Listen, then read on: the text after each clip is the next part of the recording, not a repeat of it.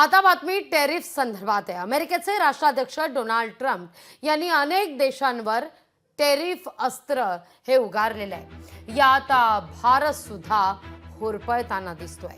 तब्बल 26% समन्यायी व्यापार कर लावण्यात आलेला आहे अमेरिकेकडून भारतावर। भारतातून अमेरिकेत आयात होणाऱ्या वस्तूंवर 26% कर लागू असेल।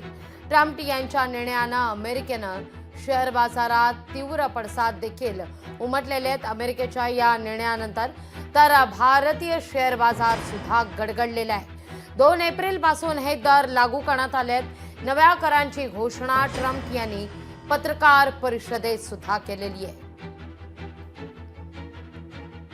याच्यापासून दुर्लक्ष करण्यासाठीच हे सगळे विधेयक आणले की असं कधी कधी वाटतं। कारण अशा पद्धतीनं अमेरिकेनं, आता तर मोदी म्हणतात, ट्रम्प तर त्यांचे मित्र आहेत, आज भारताच्या लोकांना पायात बेड्या घालून इथं आणलं। त्यावेळेस यांचा हिंदुत्ववाद कुठे जातो?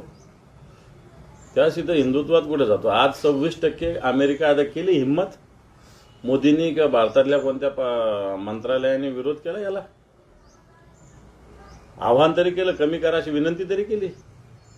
आणि मला असं वाटतं याच्यामुळं बाजारपेठेमध्ये ओव्हरऑल सगळ्या धोरणामध्ये भारताच्या अर्थव्यवस्थेत तुम्ही बघा ना, शेअर बाजार किती खाली झाला याच्यामुळं, आणि म्हणून याचा परिणाम भारताच्या अर्थव्यवस्थेवर होणार आहे। लोकशाही मराठी ऐका, पहा, जागरूक रहा।